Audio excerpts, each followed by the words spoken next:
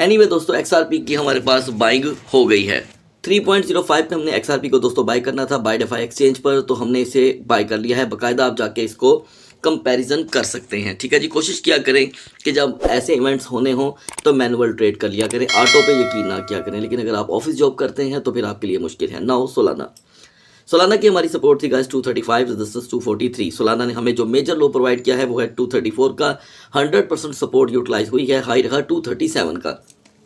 $2 की हमने यहाँ पर अर्निंग की है। आपने कमेंट सेक्शन में दोस्तों ज़रूर रिप्लाई करना है। और वो दोस्त जो 240 को फॉलो कर रहे थे उन्होंने इसमें डायरेक्टली $4 की ट्रेड जनरेट कर ली है।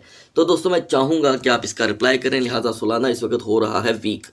तो यहाँ पर इसकी मेजर सपोर्ट अब बन रही है वो है 231 टू 239। नाउ बीएनबी की दोस्तों हमारी यहाँ पर सपोर्ट थी 668 एंड 685।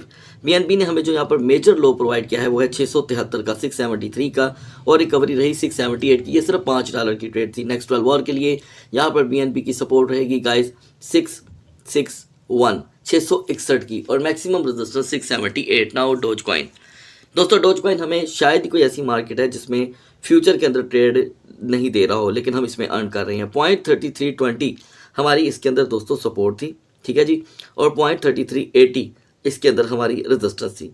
आज के दिन हम डोज को यूटिलाइज नहीं कर सके क्योंकि डोज कॉइन मिडनाइट से ही दोस्तों 0.3256 पे जा चुका था। तो एंट्री का तो सवाल ही नहीं पैदा होता क्योंकि हाई लेवल रहा 0.3308 का। तो हमारी एंट्री थी 0.3320, हम उस तरफ आए ही नहीं। अभी हम इसको फिर से रीयूटिलाइज कर सकते हैं, आपके पास एक मौका है। हाई रेजिस्टेंस है दोस्तों यहाँ पर डोज कॉइन की 0.3280। हम इसे 0.3280 से 0.3250 के लिए एक शॉर्ट ट्रेड इसमें यूटिलाइज कर सकते हैं 10x के साथ। अब आते हैं दोस्तों सुई कॉइन पे, जिसकी मैंने फ्रेश सपोर्ट आपसे शेयर की थी 4.02 से 4.05। सुई ने हमें रिटर्न में जो लो प्रोवाइड किया है दोस्तों वो है 4.06 का, हाई रहा 4.25 का। ये तकरीबन दोस्तों 19 सेंट की ट्रेड थी। नेक्स्ट 12 आवर के लिए सुई हमें $4 का डायरेक्टली डिप दिखा सकता है, और अगर इसने 15 मिनट भी वहाँ पर स्टे ना किया तो 3.90। लिहाजा सुई के अंदर हमें वो चाम दिखाई नहीं दे रहा है। उम्मीद की जा सकती है कि सुई फ्लैट आपको 4.16 से 4.05 का लो दिखा दे। डोमिनस के ऊपर दोस्तों आपने नज़र रखनी है, मेरी आप सब से बहुत बहुत रिक्वेस्ट है।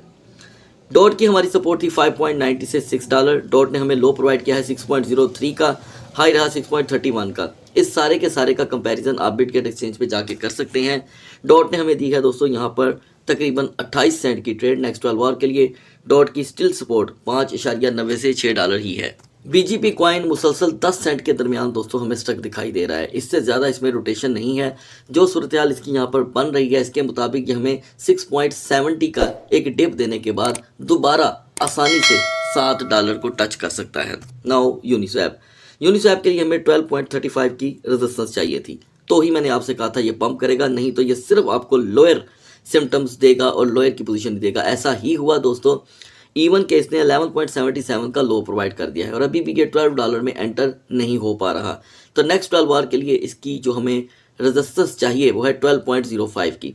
अगर हम नेक्स्ट 45 मिनट तक भी ये रेजिस्टेंस हासिल नहीं करते तो यूनिस्वैप आपको दोबारा 11.75 तक ले जाएगा। पेपे में दोबारा एंट्री अभी नहीं बनती दोस्तों, हम वेट करेंगे इसके एक डीपर लेवल का।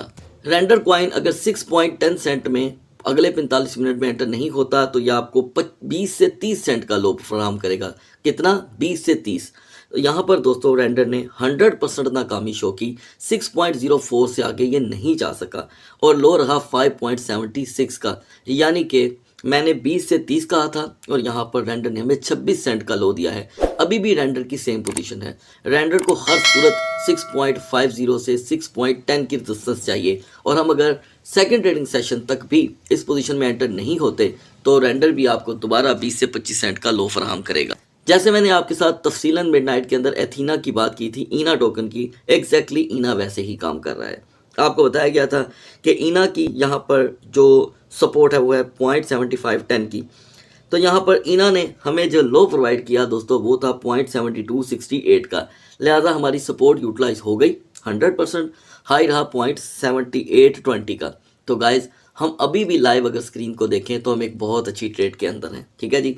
और अच्छी बात यह है कि अभी तक फ़िलहाल ईना को गेनिंग टैग नहीं लगा। गेनिंग टैग लग जाता तो थोड़ा सा ये आउट ऑफ कंट्रोल हो सकता था। Anyway, second trading session start होने से पहले पहले, ठीक है, ईना आपको आसानी से 0.7745 तक का लो फ्राहम कर देगा। और उसके बाद की जो सिचुएशन होगी वो BTC डोमिनेंस के ऊपर डिपेंड करती है और जो कम से कम मार्केट में खबरें आने वाली हैं।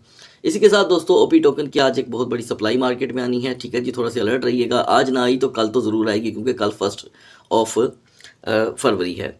और दूसरी जानिब यहाँ पर LDO बिल्कुल एक टेम्पररी पंप यहाँ पर बना करके बैठा हुआ है, जिसका ताल्लुक इथीरियम की मूवमेंट के साथ बिल्कुल नहीं है। लिहाजा यहाँ पर LDO 2.20 से रिटर्निंग की पोजीशन रखता है। मे बी कि ये 2.15 से ही दोबारा रिवर्सल होना शुरू हो जाए, यानी कि 10 सेंट तक का लो तो एक नॉर्मल सी बात है। नाउ मूव कॉइन 0.7970 हमारी दोस्तों एंट्री थी और एग्जिट जोन थी हमारी 0.7880। हमने मूव में अपनी ये ट्रेड 100% कामयाब की है, क्योंकि मूव ने हमें लो प्रोवाइड किया है 0.7740 का। नेक्स्ट 12 और के लिए मैं यहाँ को मूव को बड़ी कीनली नज़र से वॉच कर रहा हूँ। देखें दोस्तों, अगर आप इसको फ्यूचर में यहाँ पर यूटिलाइज़ करना चाहते हैं तो हमें 100% मूव की एक सपोर्ट चाहिए, ठीक है जी, और वो है 0.7710 की। 0.7710 इसकी एक फ़र्स्ट एंट्री जोन बन सकती है और सेकंड 0.7650 ये एक दोस्तों एंट्री जोन है। और अगर टेक प्रॉफिट की बात करें तो 0.7750 से 0.7790। अगर यहाँ पर हम इसके स्टॉप लॉस की बात करें तो स्टॉप लॉस मूव का हमें ऑब्वियसली एक स्ट्रॉन्ग लेवल